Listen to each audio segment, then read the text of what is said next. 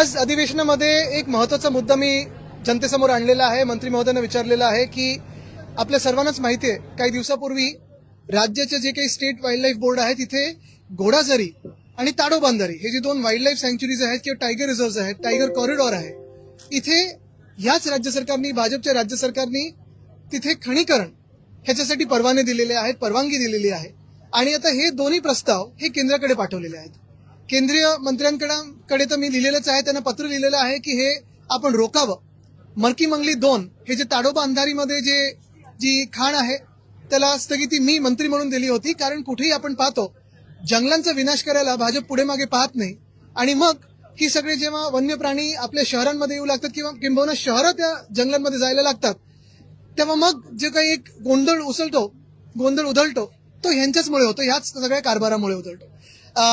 आत्ताच अधिवेशनात मी प्रश्न विचारल्यानंतर मला मंत्री महोदयांनी ही माहिती दिलेली आहे की एक सुमोटो केस पण तिथे चालू झालेली आहे त्याच प्रकरणावर आणि कुठचीही जागा कोणाला दिलेली नाहीये. पण मी तरीही त्यांना विनंती केली आहे की हा परवाना रद्द करावा आणि वनमंत्री म्हणून त्यांचं जे कर्तव्य आहे वनाचं रक्षण ते त्यांनी पूर्ण करावं.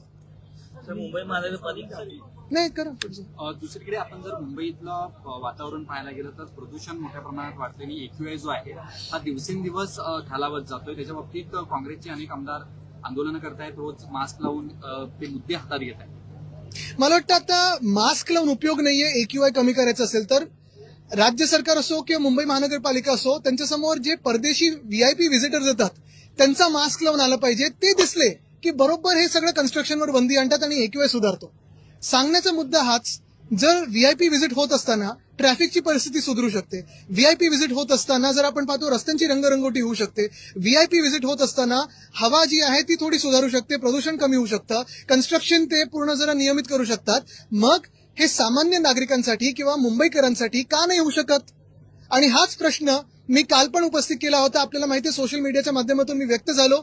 मुंबई महानगरपालिका आयुक्तांना सांगितलं की असं विचार करा की कोणीतरी VVIP व्हिजिटर येतात, मग मॅक्रॉन असो किंवा जगभरातले कोणी असो, आणि आता तरी जे शहरामध्ये प्रायव्हेट कन्स्ट्रक्शन असो किंवा मग आता जे काही बाकीचं कन्स्ट्रक्शन असो त्याला 1 आठवडा स्थगिती द्या, हवामान सुधारू द्या आणि ह्या सगळ्या बांधकामाला तुम्ही एक वेळापत्रक लावलं पाहिजे जेणेकरून कुठचं बांधकाम कधी झालं पाहिजे. म्हणजे सकाळी 6 ते रात्री 10 हे तर आहेच, पण त्याच्याही पुढे जाऊन कुठच्या वॉर्डमध्ये कधी काम झालं पाहिजे. म्हणजे सगळंच काम एका वेळी होत नाही आणि मुंबईत सगळीकडे जसं एक धूर दिसतोय आपल्याला मास्क लावावं लागतोय तो लागू देणार नाही.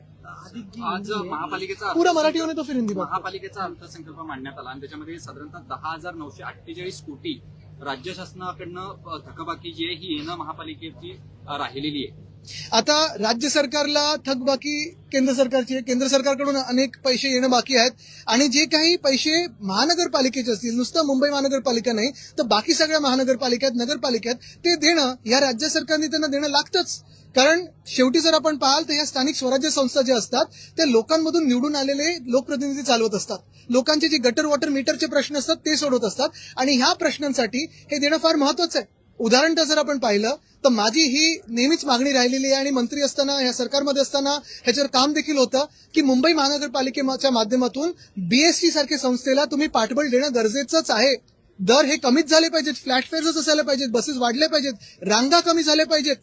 पण हे सरकार मग भाजपचं असो किंवा आता त्यांचं महानगरपालिकेतले महापौर असो त्यांना एकच करायचं आहे, सगळं प्रायव्हेट कॉन्ट्रॅक्टरच्या हाती द्यायचं आहे, BSTला संपवून टाकायचं.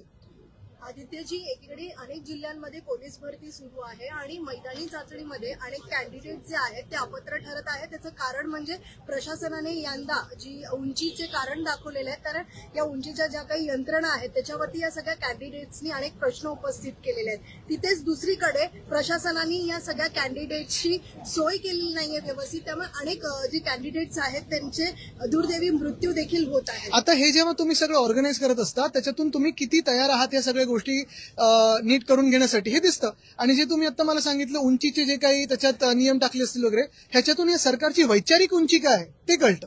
आदित्य जी, अंधेरी वेस्ट में RTO ऑफिस है जिसका टेस्टिंग ट्रैक जो मोटर्स व्हीकल्स का होता है वो अडानी वहाँ पे कंस्ट्रक्शन कर रहा है और हाई कोर्ट के बार आदेश के बाद कि उसको टेस्टिंग ट्रैक को न कवर किया जाए फिर भी उसके ऊपर अडानी बिल्डिंग खड़ा कर रहा है.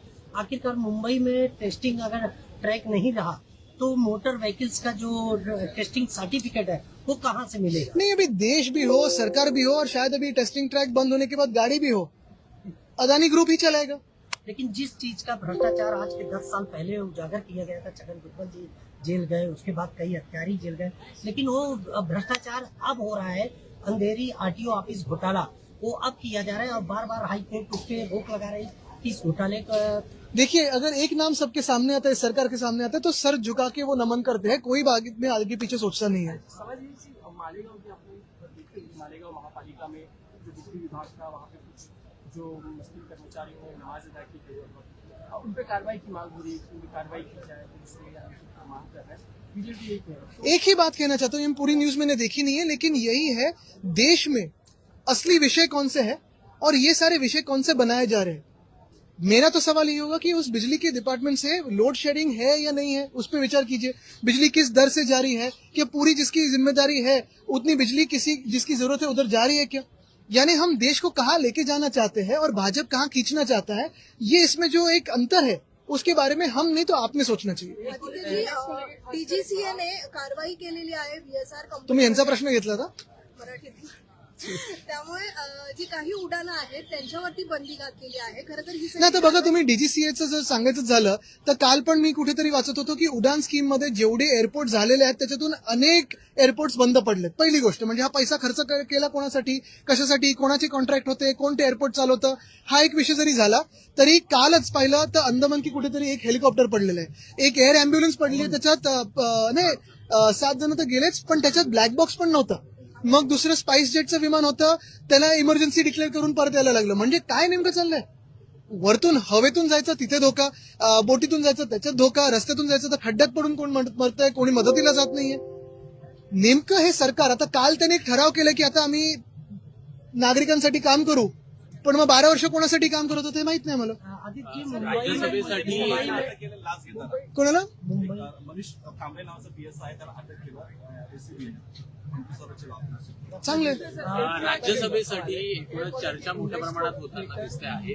नेमकं बघा, चर्चा कुठेही होत नाहीये, स्पष्ट मत आहे, जे पहिल्यापासून आमचं मत आहे ते आत्ता पण आहे। आत्ता पाहिलं महाविकास आघाडी जर आपण पाहिली जी आम्ही लढत देत आहोत, मग ते अदानीकरण जे होतंय मुंबईचं आणि महाराष्ट्राचं, धारावीचं जे अदानीकरण होत आहे, संविधानावर जो हमला होत आहे, आम्ही आणि काँग्रेस जे काही लढत देत आहोत ती स्पष्टपणे देत आहोत। पण ह्याच्यात एक महत्वाचं आहे, जर आपण महाविकास आघाडीचं जर तथ्य पाळलं आणि पाहिलं तर त्याच्यात जास्तीत जास्त ज्यांना सीट्स आहेत त्यांना पहिला टर्न आलं पाहिजे, तो आमचा आहे। परत मी तुम्हाला सांगतो, हे जरी असलं लॉजिकली तरी दुसरी गोष्ट म्हणजे संजय राऊतजी असतील किंवा प्रियंका चतुर्वेदीजी असतील, आमचे 2 खासदार म्हणून, मी याच्यात नावं म्हणून नाही पाहते, व्यक्ती म्हणून पाहत नाहीये, 2 खासदार म्हणून पण राज्यसभेत इंडिया आघाडीत बाकीचे कोण आहेत कोण नाहीत मला माहित नाही, कोण वॉकआउट करतं, कोण अदानी वगैरे, ह्या सगळ्या विषयावर पण आम्ही काँग्रेस बरोबर ठामपणे लढत आहोत। देशात तुम्ही पाहता इंडिया आघाडीत कोण कोण आहे आता तरी मला माहित नाही, पण शिवसेना उद्धव बाळासाहेब ठाकरे पक्ष म्हणून आम्ही लढत देत आहोत। आता प्रश्न हाच राहतो की ज्यांची जास्तीत जास्त संख्या आहे, ज्यांचा टर्न आहे आणि ज्यांचा आवाज तिथे बुलंद आहे राज्यसभेत, म्हणून आमचा क्लेम आहे आणि आमच्या पक्षाच्या आमदार जे आता मतदान करतात ह्याच्यात त्या 20 जणांचं ठाम मत आहे की शिवसेना उद्धव बाळासाहेब ठाकरे पक्षाकडे ही सीट यावी। आम्ही ह्या सीटवर क्लेम केलेला आहे, दावा केलेला आहे आणि कुठेही त्याच्यात बदल झालेला नाहीये। शरद पवारांच्या संदर्भात जे बोललं जात आहे, नेमकं संजय राऊत पण बोलताना बोलतात की त्यांची इच्छा आहे। आणि बघा, तुम्हाला परत एकदा सांगतो, मी व्यक्ती म्हणून नाही, मी माझं पक्षाचं मत सांगतो। व्यक्ती म्हणून अर्थात आदर आहेच, पण पक्ष टू पक्ष विचार केला, जर आम्ही काँग्रेस असो मग राष्ट्रवादी असो हे सगळे जर पक्ष म्हणून विचार केले तर मी माझ्या पक्षाचं बोलणार आणि मी माझ्या पक्षाचं मत तिथे मांडत आहे, ते त्यांच्या पक्षाचं मत मांडत आहेत, काँग्रेसच्या पक्षाचं मत मांडत आहे।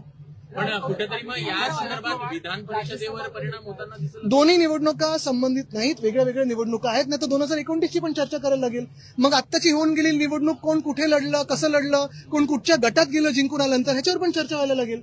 सवाल है कि राज्यसभा को लेकर आप बार बार कह रहे हैं कि आपके पार्टी का व्यक्ति जाना चाहिए वहाँ पे, आपका क्लेम है, लेकिन क्लेम नहीं है, लॉजिकल क्लेम है, पॉलिटिकल क्लेम है, टेक्निकल क्लेम है और सत्य भी है, तथ्य भी है। कांग्रेस और राष्ट्रवादी यही कहना है कि बैठेंगे, बात करेंगे, शरद का नाम सामने चले आता है। इंडिया अलायंस को लेकर देखिए, नाम मैं व्यक्ति में नहीं जा रहा हूं क्योंकि व्यक्ति कोई भी हो, हर एक के बारे में आदर है ही। वैसे कांग्रेस भी कोई बड़ी व्यक्ति का नाम ला सकता है, कोई भी ला सकता है। एक ही बात है, अगर एमवीए और इंडिया अलायंस पूरी आप देखें तो जो भी विषय में हम लड़ रहे हैं, फिर वो अदानीकरण जो हो रहा है, देश का हो रहा है, महाराष्ट्र का हो रहा है, मुंबई जो बेची जा रही है बीजेपी के हाथों से, ये सारे जो संविधान पे अन्याय हो रहा है, महाराष्ट्र पे अन्याय हो रहा है, उसके खिलाफ हम कंधों से कंधा लड़ाते हैं, कांग्रेस के साथ उधर साथ में रहते। आप अगर देखें, बात करें तो फिर आंकड़ों के हिसाब से जाओ या फिर जो भी एमवीए का ये होता है, प्रोसेस होता है, उससे हमारा ही दावा है। और 2020 में ऐसे ही हमने एनसीपी को एक बार तो की हमारी सीट अदा की है, और तब फौजिया खान जी जीत के आई थी, लेकिन 2022 में हमारे नहीं आए थे। तो इस बार हमारा दावा है और हमारा दावा पक्का है। पता आता अगर मगर में बात नहीं है, अभी हमारा दावा है। देखिए, मैं वापस कहता हूं कि अगर मगर की बात ही नहीं। धन्यवाद।